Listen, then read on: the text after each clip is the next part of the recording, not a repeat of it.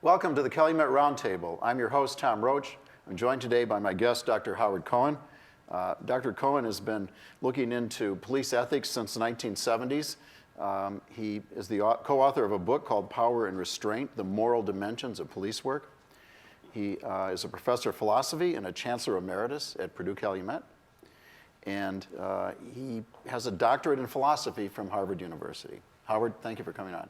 Tom, it's great to be here with you. Very good. So I'd like to ask you first, I guess, about the title of the book. And the co-author of this book was Michael Feldberg. Correct. Yes. So you say power and restraint. Now, I know you, when you were first looking into this, this was the decade after what some of us called the police riots in Chicago. And all of that, Rodney King. Rodney King was coming up, yeah. So, so tell me about power and restraint. Is that really where the focus of police ethics? Well, you know, the police are given special powers in society, what one commentator called non-negotiable force, and the right to use it. Yeah. And what Michael Feldberg and I wanted to look at, what we were interested in, was the flip side of that. What obligations of restraint go along with the idea that people have certain power? Because the power isn't unlimited power. The power is framed by the rights that we have and the need for safety and security in society to take a primary position over pure law enforcement. So the Miranda decision was early 60s, I would imagine, right. Roughly, yeah. Yeah. Have there been other, laws or decisions by the Supreme Court that brought attention earlier than this to, to use of police force and, how that should be restrained? Or because I know, we all know this Miranda decision, you have to read people their rights, but it doesn't say you can't. It's mostly a matter of departmental policy. Okay. And state laws. Remember that policing is a local and a state matter primarily. Okay. So states might have laws pertaining to the authorized use of force. Right. And they would differ for different jurisdictions. So I don't know that there's one single blanket rule that you could apply across the country. Nevertheless, there is department policy and statute in every police jurisdiction that limits police powers in some ways. Okay. So usually this comes up then because of an incident that draws the attention of the community. And almost always, yes. Okay. You broke the discussion in your book down into a system of ethical standards. Right. And they were fair access, public trust, safety and security, teamwork, objectivity. I thought maybe we could explore those because it gives us kind of a context to review some of these recent events in, I think. Sure, sure. So fair access, how does that apply here? Well, here's the idea. The idea is that if you think about the authority of police as being granted by a kind of social contract, where people in society give up what John Locke called their right to enforce their own rights for the safety and security of society, and gave it up to a common authority to enforce their rights for them. The idea of fair access is all of us gave up that right to enforce our own rights. So all of us ought to have fair access to the authority that the police have that they're using in our place, if that makes sense. Okay, what would an example of that be? Well, an example might be, say somebody in your neighborhood steals your television set. Right. I can't get a posse together and go steal it back, right? But exactly, yes. Exactly. But you should have access to the police just as anybody else has access to the police. Where police neglect certain neighborhoods or certain people Yeah. because they regard them as less important than other neighborhoods or other people, that would be a failure to meet the fair access Right. standard. So where neighborhoods go unpoliced Yeah. is a problem of fair access. So when I was in college, I sold my car to someone for $200, and he wrote me a check, and I thought that was great until it bounced.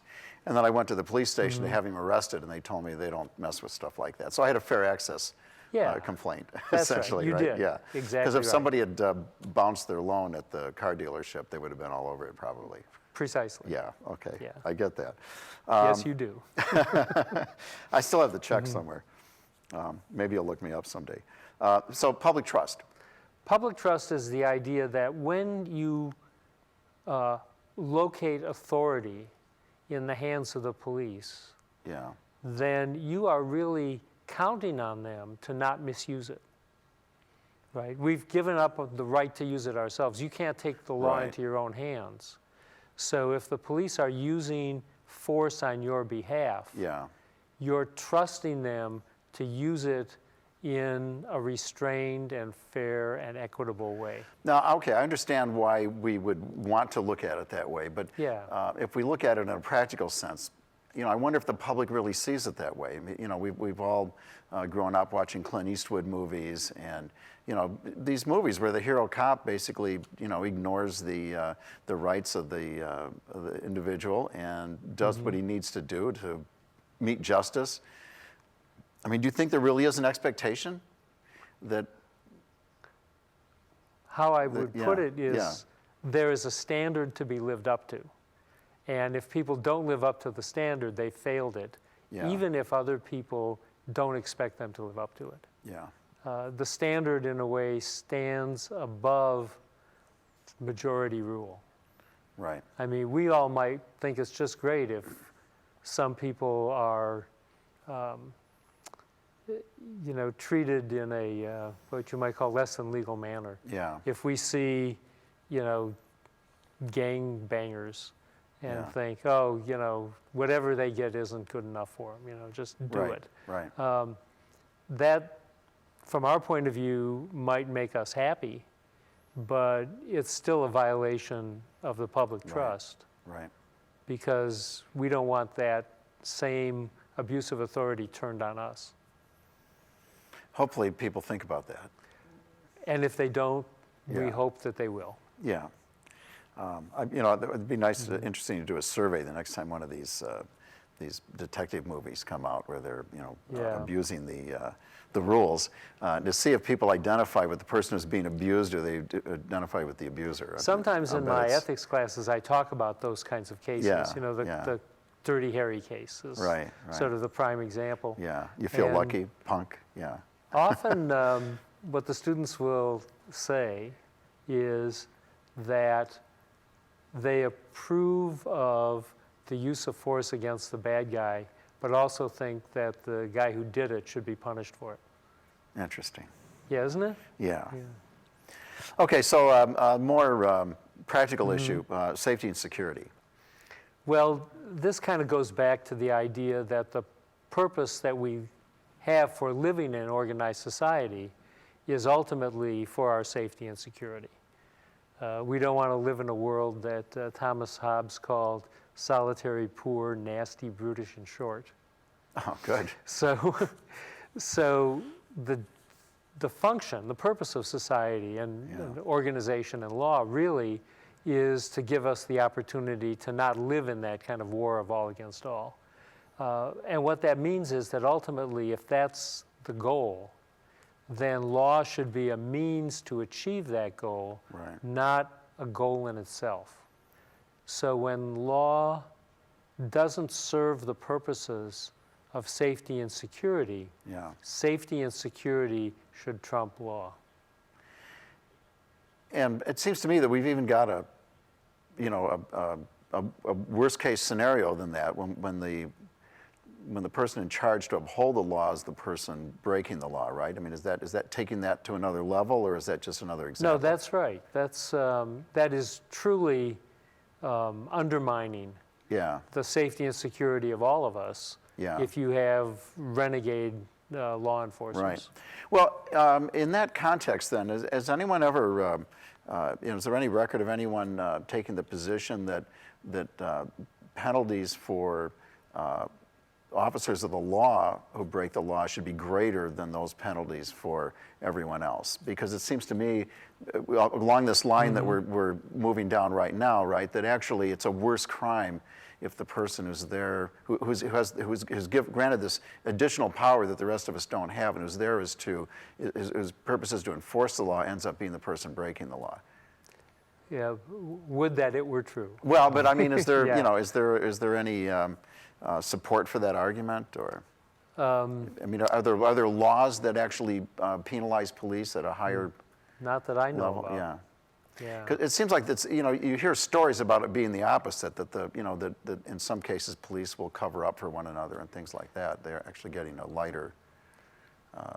Well, the covering Scrutiny. up is one thing. Yeah. The reluctance to prosecute, I think, is maybe more what you're getting That's a at. bigger issue then. Yeah, you're right. Which right. is that, there's, police are, in some jurisdictions, cut a lot of slack by prosecutors Right. who feel like they have a very hard job, and if they cross the line, some leniency should be appropriate or given, or some consideration. Yeah. I don't think that meets the ethical standard, personally. So if this were if this were to be discussed somewhere, it wouldn't be on the national level anyway, right? As you're saying, most of the rules and the laws that cover police activity are That's right. state and local. and local level. Unless you're talking about a national force, Yeah. like the Yeah. Federal Bureau of Investigation, or Right. Well, something like and do that. they have different standards for the? I mean, are they more of a model of that? Is the model that the FBI follows something closer to what you're getting at in your book? I think there's, well, I don't know Yeah. if I could say that it was different. Yeah. Yeah. I'm I basing. think there's what you might call a convergence of cultures. Yeah. Where the expectations are similar, even though they all have a different legal basis. Yeah. The problem for most of us is that we're basing what we think we know on movies and television shows and things. Most of us don't have a lot of not a good interaction idea. with the police. Right. The few times I've called them, it was after my house had been robbed or something, and there was nothing for them to do except write a report. Well, okay, very good. We will continue the discussion. I've got to ask you about some of the more current examples that people are talking about when we get back. So Sure. We're going to take a quick commercial break. The Calumet Roundtable will be right back.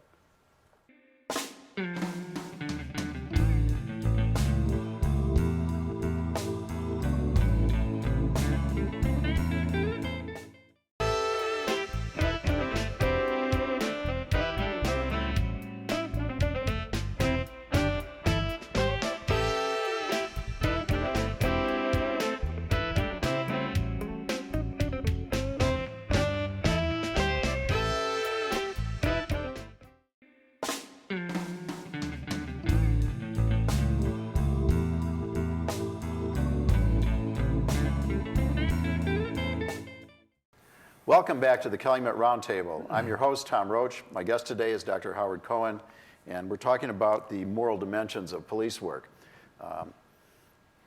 Howard, when we think about the context of the moral issues here, how does teamwork play into that for the police?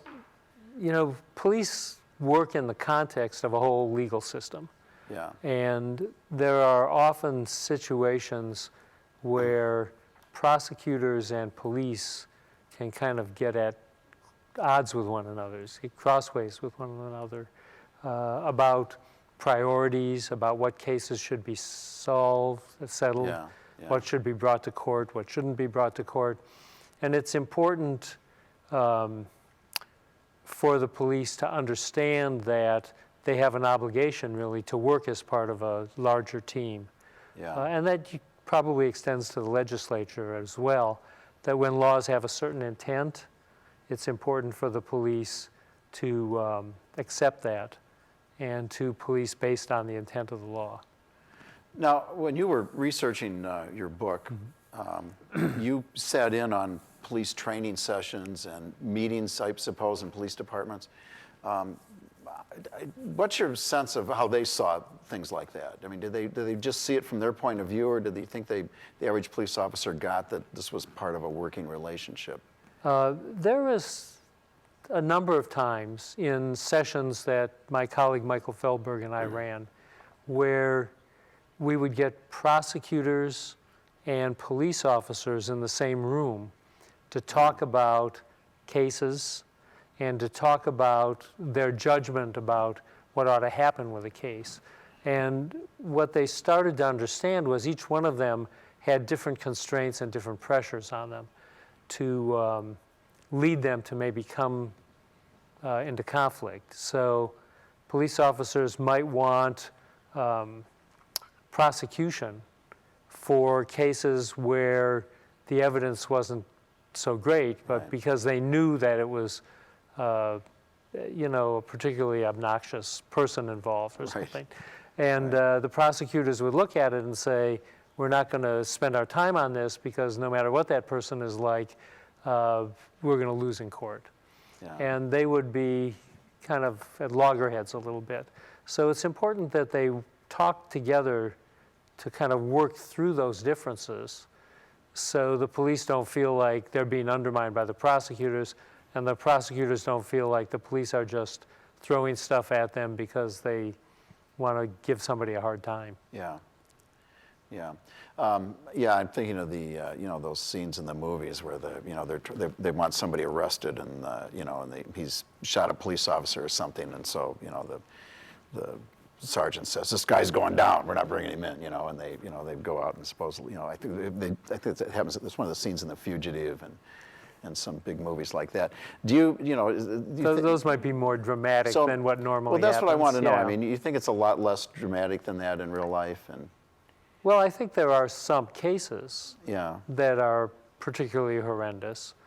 And when they are cases that are, really heartbreaking in some ways, Yeah. and the evidence isn't there, you can understand the anger. Sure. But that sort of gets us to the fifth standard, which I've called objectivity, Yeah. which is the idea that, police are operating in a professional capacity, not in a personal capacity. Right. So as much as you might personally be offended by what somebody's doing or the mess you're finding you're Right. there to clean up, Right. a professional has to kind of detach from that Right. and understand that if they feel really angry, maybe over a sexual abuse case or Right. a child abuse case, they still have to operate in a professional manner to preserve the evidence and to preserve the case that can be made Yeah. against that That's the individual. practical side of it, at least. Yeah. Yeah, exactly. So, what kinds of cases, you've talked to police officers about issues like this. What kinds of cases were most troubling for them? Just generally or specifically, do you have anything you can share with us? Yeah, I think, the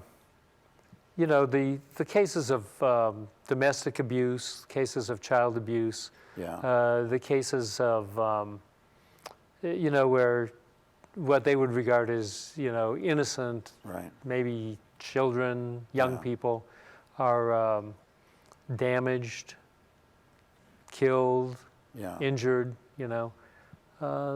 especially, if you're somebody who cares a lot about family and about, the preservation of a good life in society. And if Yeah. you think your job is there to kind of help preserve that, to see those, heartbreaks, it's very Yeah. hard to be involved in it. And of course, you're arguing that the higher level way to preserve that right is to preserve the law itself and not violate it in order to reach some kind of justice at a more specific Yeah. level, right? I mean, yeah, yeah, in my view, Yeah. the short-term satisfaction of taking justice into your own hands always defeats the long-term need Yeah. for a more orderly society. I assume you've seen the video of this McDonald case in Chicago. And I realize, there may be other ways to interpret this. But, what did you think when you saw it? I'm just curious. It seemed to, from my perspective, it seemed to be a pretty blatant disregard for the rules of professionalism and law and things like that. It was Right. it's I one mean, of the it's- most offensive things I think I've ever Yeah, seen. it was sickening and appalling Yeah, yeah, to see that. And, yeah, sort of with the caveat that yeah, none of us are really privy to all of the details of all of these cases. right, There's that one, and there's the Ferguson case and the Right, Baltimore case, right. and the cases that make the news. right, What we see is very troubling. yeah, What ultimately happened, I guess we could say we don't really understand that. Yeah. Nevertheless, yeah, what I think is that those cases got to that point in the first place is a failure of police training, police culture, police supervision. yeah, That in a society, a police culture that pays more attention to how it polices, yeah, you'll see much less of that. yeah. Well, I guess what was particularly disturbing for me when I saw that, assuming that it was what it seemed to be, right, was that here was a police officer who was comfortable enough doing this that, he didn't care that there were other people Yeah. standing around. I mean, so the environment that housed this incident, right, was so tolerant that because it wasn't like he was, in a rage or something like that. I mean, it just seemed so casual and routine. Yeah, I don't know. Which doesn't mean that it was. I but- don't know that it was Yeah. casual, but Yeah. I think whatever triggered him, Yeah. if I can use that word. Yeah. Right. The troubling part, beyond what the officer did, was that there were a lot of other officers around Yeah. who, felt the need to Yeah. close ranks. Yeah. Well, after that happened. Yeah. Right. Right. And- he knew they would do that apparently. Well, and that's part of police culture, and it's very hard to fight against that, but it takes, it takes more intrusive supervision Yeah. to see that doesn't happen. It takes a record of not permitting it in previous cases. Yeah. Yeah. But if you know that every time, an officer crosses the line, Yeah. that officer can count on other people adjusting their reports in order to support him, That's just. Then- that Yeah. isolates the police from the community, it isolates the police from their supervisors, and But, to the but there's the hypocritical side of it too. I mean, Yeah. here are people who are enforcing the law, and in order to enforce the law, you're somewhat dependent on other people feeling their responsibility as citizens to report things and to serve as witnesses when someone goes to trial. And so here they have a member of their own group who's breaking the law, and then they've got everybody else who's aware of it, essentially breaking the law and covering it up. And long term, it's only damaging to them. Yeah. I mean, short term, they've closed ranks. They've, Yeah. there's a lot of pressure on police to support one another Yeah. in a culture of suspicion, Right. and in that culture, people will do things that they know they shouldn't be doing because the penalties of not doing it, informal penalties of ostracism, Yeah. of being shunned by their Right. colleagues, those are very hard to deal with. Not that they shouldn't be. That's the point of the Yeah. standard. Well, and It's there a were, violation. and there have been protests in the Chicago community to get the mayor to resign over it. Do you think the responsibility for policing the police goes to the mayor's office? Is that a reasonable demand to make, do you think? That seems symbolic to me. I think the question is, what's Chicago going to do about it? Is there going to be Yeah. a truly independent oversight board of citizens Yeah. to look into these things? Are police supervisors going to be particularly tough Yeah, when it comes to investigating officer shootings? right. Will the police union continue to, kind of knee-jerk defend people? Yeah. And that's not just Chicago, that's all over the country. I mean, these are the things that are systemic. It's not about one individual. Right. It's like, how do you change these systems? So you mentioned some changes. Do you think the Mm-hmm. review board and some changes in the union, do you think that's the way to get at this? I think, at the fundamental levels, Yeah. you need much more community policing that's accepted by the department and encouraged by the department. Yeah. So the police have a good understanding of the communities that they're working in and working relationships with people in those communities. And I think that doesn't exist right now. And I think that Okay. supervisors are not, Yeah. tough enough Yeah. about dealing with these things. Yeah, there's a history of that. Okay, that's all the time we have for our program today. Thank you to Dr. Howard Cohen for joining us today. The Calumet Roundtable will be talking about this issue maybe again. We'll be happy to have you back. Thank you very much.